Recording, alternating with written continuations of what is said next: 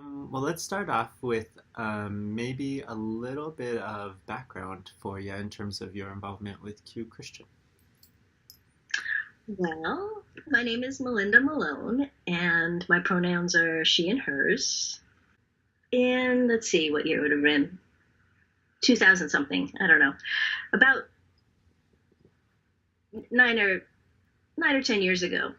I was married, my son was in high school, Hmm. and a friend posted on Facebook a prayer from GCN for National Coming Out Day. Hmm. I'm like, GCN, that's a thing. Uh-huh. Uh-huh. So I went to the website and said, "Oh, okay, I can do this," because I had come out to myself, 10, 15 years before, Hmm. but I had stayed in my marriage, and it was only that year that my husband was starting to make noises about, well, maybe this marriage is going to be over when our son goes off to college. Hmm. So I was thinking about what was next, and so I got him short. Long story short, I got involved with the online community at GCN, Hmm. and then I found out that there was a local Bible study, a face-to-face Bible study. Hmm. So that met in Baltimore, and I was close to Baltimore. Sure. So for about 5 years, I drove up to Baltimore once or twice a week and was in a Wow. Bible study with a lot of great guys, mostly a couple of other women, but Hmm. a lot of great guys like Rob Clatterbuck. Do you I remember him? don't know. Okay, anyway, he Yeah. was the leader of the group, and he and his husband Bill hosted the group, and then some other people who had been in GCN a long time. Okay. So it was a very diverse group. We joked that we had one of everything. I mean, we had denominations I'd never heard of before. One was a Christadelphian, and one was a Seventh Day Baptist, Oh, wow. and we had a couple of Adventists, a couple of Episcopalians, a couple of Catholics, me, whatever my background was. Sure. So that was my first exposure to the QCF community, was Wow. through this weekly Bible study in Baltimore. And Yeah. as I said, met together for about 5 years until I moved out to California. Wow. That's interesting. So the way that you're talking about it, there's like so much joy in the story. Yeah. Yeah, yeah, I love those guys. They're still. In fact, when I moved out to California, Mm-hmm. they didn't want me drive. I was driving across the country, and they didn't want me driving alone. So two of them road tripped with me. Oh, I know, isn't that I love sweet? our community. That is so Yeah, sweet. yeah. So they're really sweet. Um, so most of those guys really aren't involved in QCF at this point for one reason or another. But that Mm. was my introduction to the Q community. When you saw that prayer come across your screen through Facebook, what Mm-hmm. what kind of buttons did it touch? What kind of cravings did it hit or satisfy, or what was that experience like for you? Oh, well, I mean, I'd always had gay friends. Mm-hmm. And because growing up in California in the 70s and 80s, you just did. Sure. I went to UC Santa Cruz, which was a very liberal college. And I'd gone to my first, back in California in the 70s and 80s, people were having gay weddings. They just weren't legal. Sure. They would make commitment ceremonies, so I'd been a part of that community for as my whole adult life. Mm-hmm. It just never occurred to me at that point that applied to me. Mm-hmm. And then when I was looking at, after I came out to myself and came out to my husband, it was sort of on the back burner. And then when I realized that my marriage would be ending and that I realized that I did want to be more involved in the LGBTQ community and wanted to be out as well Mm-hmm. to the public in general. Mm-hmm. So it was just, I think it was God's timing in a lot of ways that Mm-hmm. it came along. This post for National Coming Out Day came along at a time when I was ready to start exploring, that side of my life Mm-hmm. more fully. Yeah, almost like you had kind of approached a gate in a beautiful garden that you didn't know was there. Almost, it sounds like. Yeah, Kind of. yeah, yeah. Interesting. I've got to hear a lot of stories through Q Christian, but also through what I do as a psychotherapist. And your story has its nuances, but I hear very often women saying, I came Mm. out later in life, like it was a discovery, and oftentimes it happens in the 30s and 40s. I think that's going to be a lot less common as we Mm-hmm. go on, as we go forward in time. For Sure. women my age, well, for me, what my image of a lesbian was when I was growing up was a radical lesbian separatist of the 70s. Sure. If that was what being a lesbian was, I didn't know anybody like that in real life. I saw them in, the book My Body's My Body Myself. Mm-hmm. Mm-hmm. It was an old women's Oh, I know militant that thing. one. Yes. Our bodies ourselves. Yes. Yeah. No. Mm-hmm. Anyway, that just wasn't. It didn't occur to me that was me or anybody I knew. Mm. So there's such a more diverse picture of what being a gay woman is these days that I think younger women coming up, girls coming up, have so many more images of what they can be, that I think fewer and fewer women are going to be coming out later, because they can see themselves. They know that this is a thing they can be. And so I think to some extent this later coming out is generational. But I also think that for a lot of women, certainly not all women, but for a lot of women, their sexuality is tied up in relationality in a way that they won't really notice their own sexuality until they fall in love with somebody. Mm-hmm. And, crushes are one thing, but girls talk about how cute they are anyway. When I was coming up, it's like, oh, she's so cute. Oh, she's so cute. It doesn't mean you were attracted to them. It just meant women in a lot of ways are taught to evaluate each other on a constant basis. Mm-hmm. In some ways that guys aren't necessarily, and so in the same way. And so talking about whether or not a girl was cute didn't necessarily get linked to sexuality, when I was growing up. Now it's more likely to be, a flag for that. It's like, oh, well, you think that person's cute? What does that mean? Mm-hmm. But you think that person's cute? What does that mean? Didn't occur to me until I was, 32. So. Right. I like how you started this off with kind of that public or social understanding of what a lesbian was at the time. And I think that as we're discovering our sexual orientation, it's very much a self-concept change. Right. As a young boy, it was Isaac is a straight young boy who's going to become a praise and worship leader and marry a beautiful woman and have kids. And then when I was coming out to myself, I had to shift that self-concept to match what was happening, and that was painful. That was super painful for me. Yeah. How was that for you? Well, I was never one of those girls who played wedding or was interested. For a long time, I didn't think I was going to get married at all. Not having to do anything with my sexuality, just that was sort of, I have two sisters, and that was sort of their thing. Mm-hmm. And I was the bookish one, the nerdy one. That was sort of for the cute ones. And I was like, nah, I'm going to go off and have a career. And, Sure. That's going to be different. So I think for a lot of women, that's a huge part of their self-image, but it just never was for me. Mm-hmm. Yeah.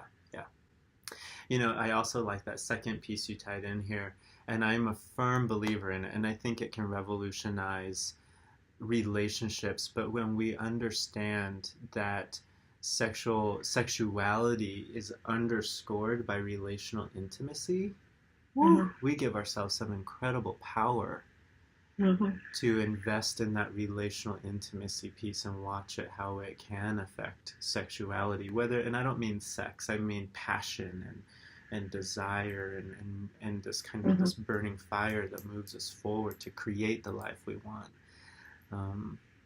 Yeah. How do you find that relational intimacy in your life? Where does that come from for you? Well, I live in a community, an intentional community, where we're in each other's back pockets all the time. Cool. And we really make a point of being open with our lives with one another. These are the people that I process all my decisions with. These are the people that, know me at my worst and then at my best. So for me, it's in my church community. So I live in a household with a married couple and two other single women. And down the street, there are 3 other households with the rest of our community. And we meet together Sunday, Tuesday, Thursday. We have house dinner on Monday. We have monthly work parties on Saturdays.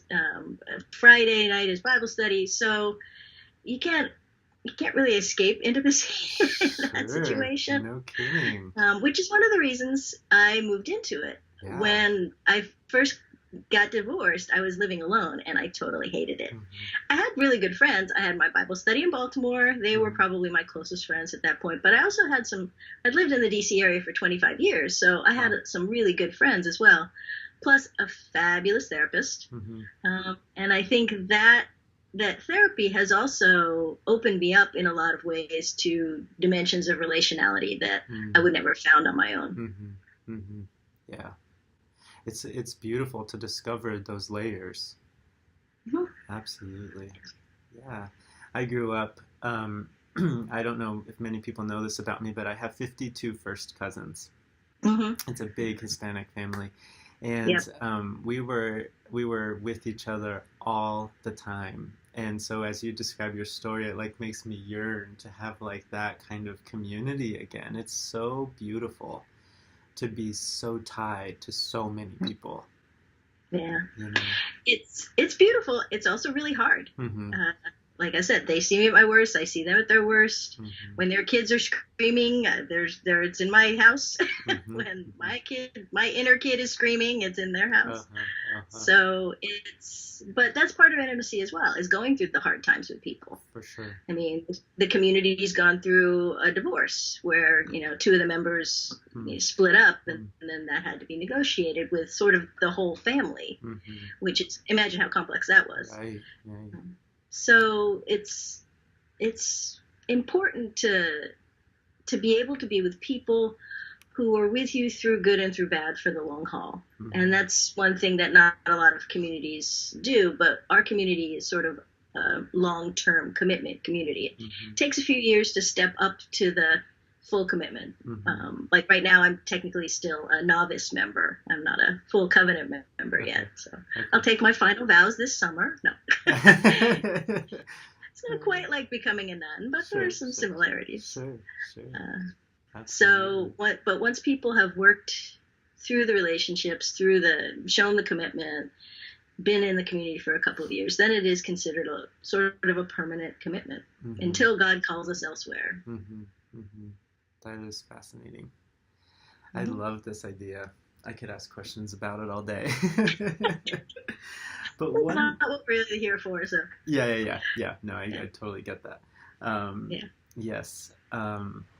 In terms of kind of your own journey, specifically thinking about the Q chats and some of the thought prompts that you've answered, how would you define, I'm going to go broad and then we might zero in on this a little bit, but how would you define shame? What does shame mean to you? Shame. Yeah. Well, it's been said that shame is feeling bad about who you are, as opposed to guilt being feeling bad about things you've done. And so that's sort of my baseline for what shame is. It's that horrible burning feeling of knowing you are wrong, or you are not enough, or you are bad. And yeah, it's a horrible thing. So in your community life, whether that be with friends or in this intentional community, how does shame, how do you guys talk about shame? How do you support each other through those shaming moments? Yeah. For me, while I haven't experienced shame around my sexuality, I have experienced shame about having a really bad temper. Okay. I get angry, violently angry sometimes, triggered from past trauma. So I have often in my life felt I'm just not a nice person because I can lose my temper like this. Sure. And when an incident like this actually came up when my first year here in the community, I got really mad at another community member for no good reason. And having to have other people see me like that, when I was still new and trying to make a good impression, was an experience of shame for me. It's like, I'm not a good Christian. I'm not a good person. Mm-hmm. This is, I'm bad. Right. And the way they helped me through it was first was to really support reconciliation with the person that I had gotten mad at. Mm-hmm. And that was an important step. And then the second step was just that, them reiterating everybody has issues. Everybody has problems. And it doesn't make you any worse than anybody else. It doesn't make you any other people's different issues. You're no better or worse than the guy who struggles with a heroin addiction. You're no better or worse than the guy, who struggles with a porn addiction. You have a temper addiction. That's your thing. And so we use a lot of 12-step language because several of our members are in various 12-step programs. We talk about, bearing one another's burdens in a sense, and how we just need to keep working through the relationships, and that we're all going to screw up, but that, God still loves us and we still love each other and we can work through it. Mm-hmm. Absolutely. One of the things that I said in the workshop I did at conference was, and I believe this fully, but and there's psych research to back it up, but the goal of relationships is not to be perfect. It's to be really good at cleaning up your messes when you make them. Yeah. That is relational perfection, if you will. And giving space for other people to clean up their messes too. Exactly. Right. I think that's the other part of it, is that recognizing that it's going to be mutual, that it's going to be back and forth. And, in some ways it simply goes back to the golden rule. It's like, deal with other people when they mess up the way you want them to deal when you mess up, and deal with yourself when you mess up the way you're encouraging your friends to deal with themselves when they mess up. Mm-hmm. Some of us are a lot harder on ourselves than we'd ever be on other people. Ooh. And some of us are the opposite. Mm-hmm. So, we all need that kind of balance. People who can say, hey, you're being a little too harsh here. Or, no, maybe you ought to take that a little more seriously. Mm-hmm. Yeah. There are two researchers who come to conference. Their names are Don and Teresa, and they held a workshop for us. But they do research on using penance as a way of feeling good, but it's a way of also trapping yourself in shame. And so it's kind of like, if I can shame myself well enough and pay this really good penance, then I can convince God that I'm really truly sorry. And that's not the way it's supposed to work at all. Exactly. Yeah. Not at all. Mm-hmm. I was raised Catholic, and I'm like, no, never heard. I was fortunately raised in a very liberal Catholic environment. Never went to Catholic schools as a kid. Went to Catholic universities, actually.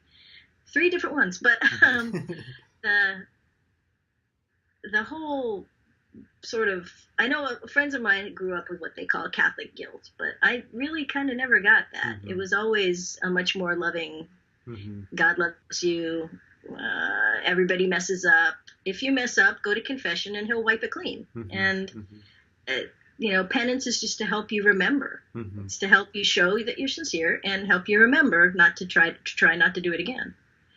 So I can see how that's been twisted in so many different ways, and I can see how that can be really burdensome for a lot of people, but right. I never got that part. Yeah. And I think that I think Don and Teresa would agree with you that this idea of using penance is not necessarily a conscious thing, but more of a subconscious way of trying to motivate the self into better behaviors by shaming the self. And so I think it's kind of maybe this is dramatic of me, but it's almost like a pandemic, that we don't know we're suffering from, this use of penance and shame to be better people, when in fact it's going to help us live in the same traps. That's hard, yeah. Yeah, for sure. So our community's doing Lent, of course, and one of the things we talked about when we were talking about deciding on our Lent practices for this year is how we make them positive. So we're not just fasting from things, we're fasting for things. So, it's not just fasting from food, it's giving the money for sustainable agriculture, or we're not just using the cars less, we're using the money for carbon offsets. Or, I think one thing our community does is we pick a little bit from a lot of different traditions, We joke that we're Mennonite Catholic, which is like two opposite things.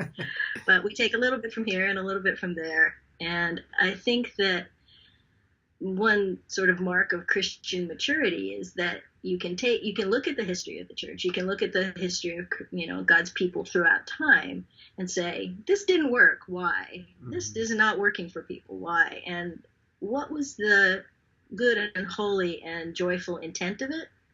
Because that's what God wants for us all the time. Is God wants our best. God wants our joy. It's not always easily won, but that's what ultimately God wants for us. And so looking through some of these practices to see where the joy in them was supposed to be to begin with, I think has been a helpful approach for me and for our community. Absolutely. I think as you're talking about this intentional community, one of the reasons why I could just ask questions about this all day is not from like a naturalistic observational way, like I'm just going to peer through the windows, but because it's like activating something in me that I'm such a relational, extroverted person who grew up in this wonderful Christian collectivistic family, and I'm like, oh my God, people are still doing this. Like, I want to know more. And even as you're talking about it, you just sound like love. Like you really love them. You said so. Yeah. Yeah. But I mean, it really has worked that way for me. Unfortunately, communities like mine are really, really rare. And I think most people would probably respond to this if it were available to them. I think one of the deepest needs of our society is this loneliness epidemic that we're facing. And I think that people are getting more creative in some ways, but also to find community, but also are feeling more and more shut off. And social media isn't helping, and competition isn't helping, and lots of other social trends aren't helping.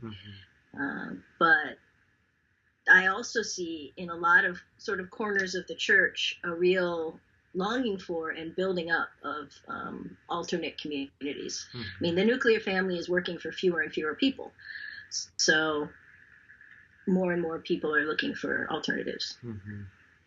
I mean, in my demographic, that one of the big things is Golden Girl houses, where a bunch of older single women live together. And it's becoming more and more acceptable, both because of increasing housing prices in a lot of markets. Sure. I live in San Francisco. It's ridiculous here. So it's ridiculous a lot of places now. But also because people are living longer, and particularly women are living longer without husbands.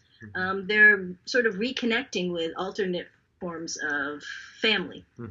And of course, the LGBT community has known about that out of necessity forever. For sure. Yeah, absolutely. I'm going to kind of take where we are and pivot us just a little bit, but at Q Christian, a big portion of our population is same-sex, sex-affirming. In other words, the side A community.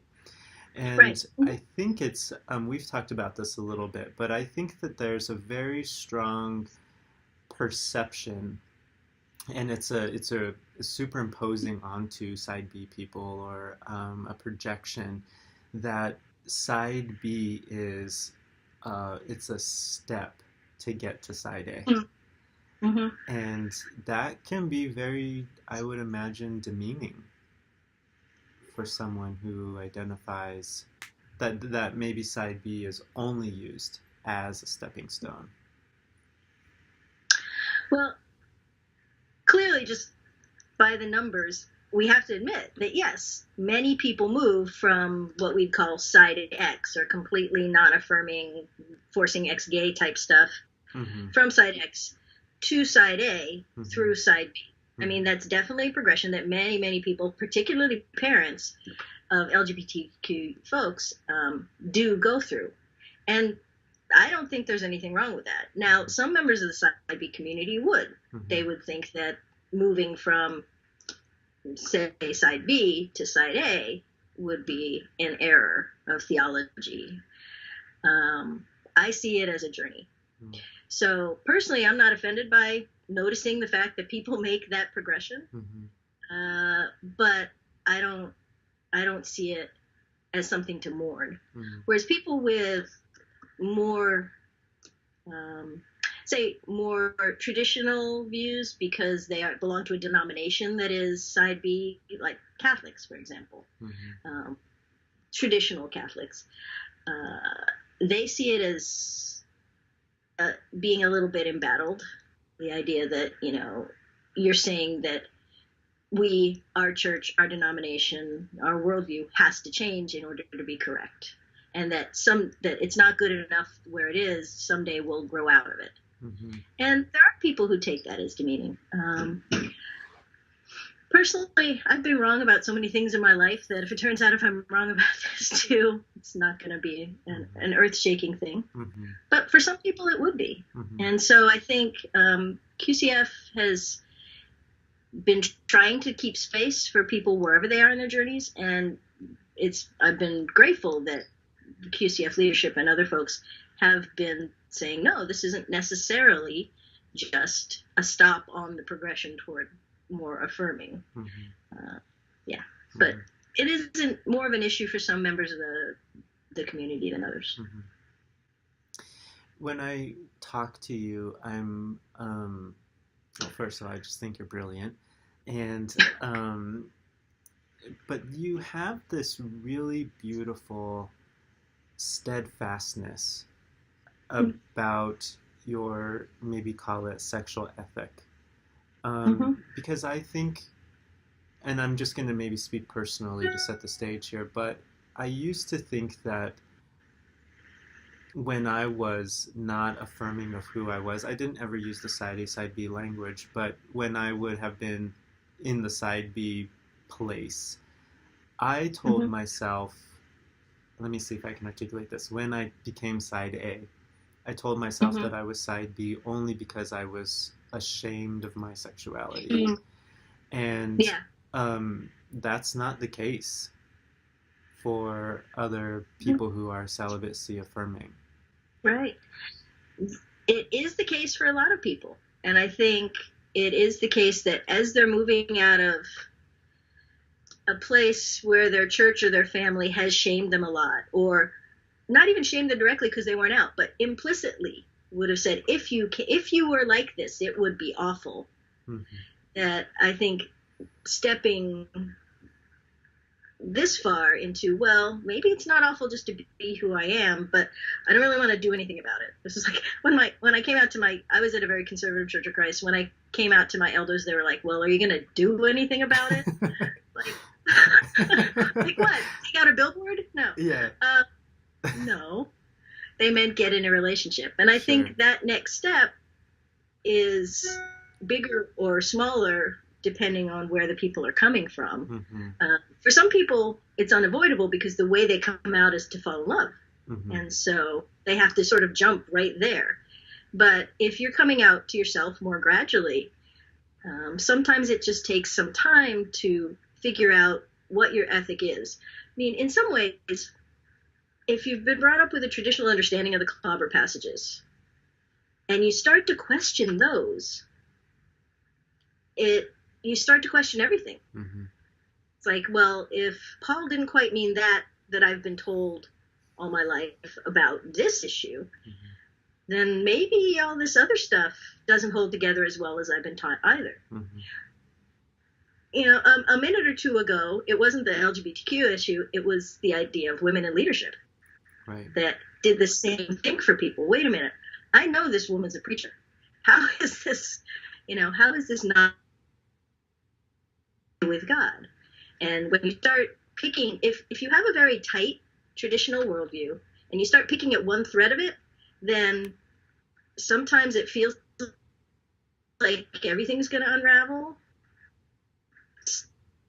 That, okay, these are the layers that are clearly not something I need to hold to anymore.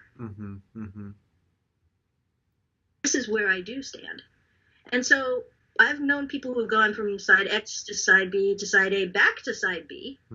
And I've known people who have come from extremely liberal backgrounds and, never got even close to side X, but are moving into side B because that's where their biblical studies have taken them. And I think that story doesn't get told nearly as often, partly Mm-hmm. because numerically it doesn't happen as often, but also because when you come from a more liberal background and are becoming sort of more conservative, it doesn't have the same cool points that going the other way does. And sometimes it's hard to tell your liberal friends Mm-hmm. that, well, I'm thinking a little bit differently about this. Mm-hmm. So, Mm-hmm. Yeah. You were kind of breaking up. I think we caught it enough, though, but that some authors would call what you were describing the sacred unraveling, that it's mm-hmm. kind of a beautiful process to really Right. um, learn what you believe, not because the community says you should believe it, but because you're discovering how to believe it on your own and why you believe it. Right. A lot of people manage to go through this during adolescence. Mm-hmm. Mm-hmm. But I think in some ways, for LGBTQ people, it's part of our second adolescence Mm-hmm. that we often have to go through when we come out.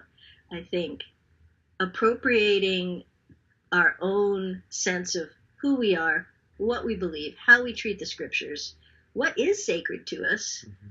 and what isn't, Mm-hmm. is something that's supposed to happen in your 20s. Mm-hmm. And it doesn't always happen in your 20s, Sure. developmentally speaking. Mm-hmm. But I think, which is why it's sometimes hard for folks to come out later in their 30s, 40s, 50s, 60s Mm-hmm. to look back at their whole life and say, is everything I believed my whole life a lie? Mm-hmm. And some people take it and go with it and say, that's great, I'm free. Mm-hmm. And other people go, the ground has just collapsed under me, Mm-hmm. I'm dead. Right. Right. And everything in between. Right. And I think acknowledging all of that is, in a sense, all of that is beautiful. Even the crisis is beautiful, because if it comes out where you end up closer to the truth, that's great. Mm-hmm. But it can also be destructive. Mm-hmm. So For sure. people experience that unraveling in really different ways. Exactly. Yep. Yeah. And so I've sat in this office for nearly 9 years listening to stories from gay Christians or LGBTQ plus Christians. And I've watched people kind of go through that sacred unraveling, and I've noticed that one of the strongest motivators is their undying love for God. Mm-hmm. That that they're just so fierce and fearless to love God, that sacred unraveling feels almost like they're losing one of the things they love the most. Mm-hmm. And it can be very scary. Yeah, it can be really a huge threat in some ways. Mm-hmm. Am I going to lose this? Mm-hmm. Mm-hmm. Fortunately, the other party in the relationship is hanging on with his life. Mm. So I think that if that is our motivation, we'll be met. Mm-hmm. Yeah. Yeah. I mean, it's certainly something that got me through, the worst times of my life. The worst times of my life were when I was a kid. And it was definitely the felt presence of God that got me through that. Mm-hmm. And I think if people can hang on to that, then the unraveling is sacred. Mm-hmm. When they can't, then it becomes destructive. And so I think for a lot of people, they need a reassurance that no matter where they are, God is still with them. Mm-hmm. And that no matter what decisions they make, God will still love them. Mm-hmm. And I think that frees them up a little bit to see the unraveling as sacred, as holy, as part of a journey rather than just destruction. Right. Yeah. This came up in the other conversation with Susan and Rob Cottrell, but Mm-hmm. before I came out, I said I trust God, but it was tricky because I trusted God to love me because I was performing, right? I was reading the Bible like a good evangelical Christian and having my quiet times, and so I could trust God when I was behaving well. But what you're describing, and I think what a lot of us discover through the coming out process, through that sacred unraveling, is really how we trust God even when we're not performing, when it feels like we're not doing anything, that we don't worry because we know that we're just beloved. Right. And I think the church in many ways and many parts, has done a really poor job of communicating that bedrock love of God to folks, particularly, obviously, to the LGBTQ community. But also to other kinds of minorities, the disabled, people dealing with different disabilities, are often not getting that message of bedrock. You are perfect and beloved just as you are. In some areas, racial or ethnic minorities are not getting that message from the more mainstream church that, you are beloved and perfect just as you are. And I think the church as a whole needs to get better at doing that. Yeah. Because I think that, just to kind of stick with our topic, maybe that is the entry point that shame takes. Right. To say, well, maybe you're not inherently valuable, or you're a little too damaged. And I think that if we're not careful, shame can influence all of our sexual orientation or our sexual identity. Let me put it that way. That I could be, like we were talking about, I could be celibacy-affirming out of shame, but I could also be same-sex, sex-affirming, side-A-affirming out of shame as well. In some ways, yeah. In some ways, for sure. Or even if not out of shame, carry that shame with us. And while we're trying to be affirming, we're trying to believe it, there's something inside us that's saying, that's not really true. Exactly. You're just, you're not doing it right, Yeah, and that is really hard. Yeah, I think for the side A community, it can be, I'm not inherently valuable. I'm only valuable as a sexual being. Yeah. And so I if I'm going to feel valuable, I'm going to claim the side A, so that I can feel valuable. And if we're not careful, that can really live within us, because we haven't gotten this message that we are inherently valuable. Yeah. Or maybe we're valuable-ish if we're not as valuable as these other people. Right. We're okay. A lot of us, I think, for all kinds of reasons, except being second class, except being, well, you're in, but these people are better. Right. You're in, you're okay, but if you just did this, you'd be even better. Right. Which in some ways is even more damaging than the people who don't have any hope. It's like, you can't be this, so you're always going to be second class. I mean, women have dealt with this on a lot of levels for a long time. The idea that, well, you can do certain things in the church. You're definitely useful. We're valued. We'll give you, a ladies' day or whatever. But you'll never be quite as good as the men. Right. You'll never quite be able to do what they do, because, God just set it up that way. Like, Right. No. And so I think a lot of that, we get into these competitive or performative value systems. Like hierarchical in some ways. Yeah. Because we're shut out of, what somebody is saying is God's ideal.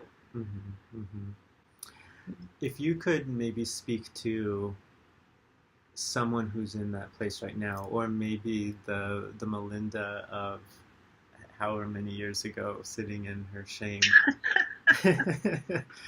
what would you tell that person or those people?